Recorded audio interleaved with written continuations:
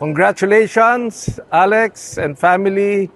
Congratulations to Philta, Philippine Tennis, Philippine Sports, and congratulations sa buong Pilipinas dahil meron tayong Alex Iyala.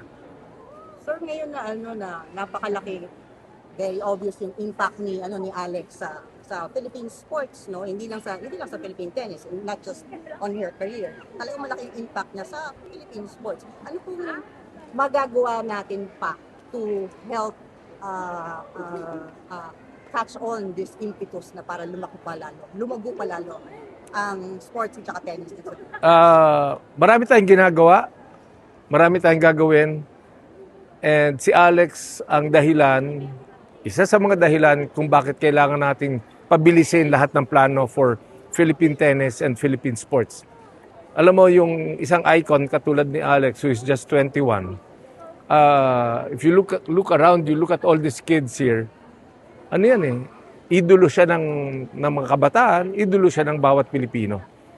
Natataas niya yung antas at kredibilidad ng sports sa Pilipinas. So, we have to make sure na katulong ng Philippine Sports Commission si Alex para mahikayat, makumbinse, ma-inspire, hindi lang Philippine Sports Commission, but lahat ng LGUs, maybe to put up tennis courts all over the country, to organize more tennis events all over the country.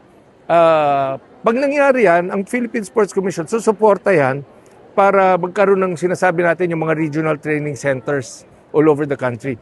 Hindi pwedeng yung tennis court natin nasa Rizal lang.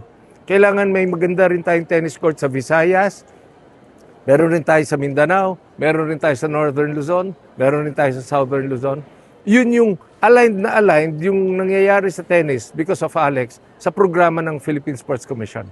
Sir, meron ba tayong update sa marami kang mga plano eh. There are big ticket projects that you have with tennis, and there are smaller ones katulad nga sana mga LGU supported projects. May update po ba tayo dito sa mga Oo, sa mga projects natin? marami po.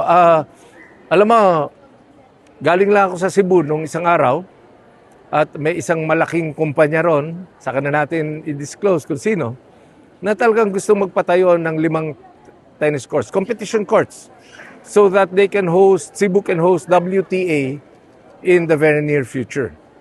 Ano na yan? Discussion na yan with PSC, with Philta, with the LGU and the group that is very interested. Meron rin pong tinatayo na rehabilitation phase na rin po yung tennis court sa Baguio. Galing lang po ako ron, kasama ko si Mayor Benji Magalong, rehabilitation phase na rin yon. So, tuloy-tuloy po yan. Ang importante lang that when we do all of these tennis courts, taas na po natin yung quality so that we can host. Dapat po, hindi lang community courts ang ambisyonin natin. Gawin na natin community courts, competition courts para maka-host din tayo ng maraming national events and international events. So you see us hosting possibly an ATP or a WTA 500, 250, mga ganun, in the future? Yes, pakikipagtulungan po with Philta, with SecGen John Ray Chanco, Mayor Chanco. Para makasabay tayo sa pag-angat ng galing ni Alex, kailangan umangat din yung hosting natin. So after WTA 125, 250 na yan, tapos 500 na yan.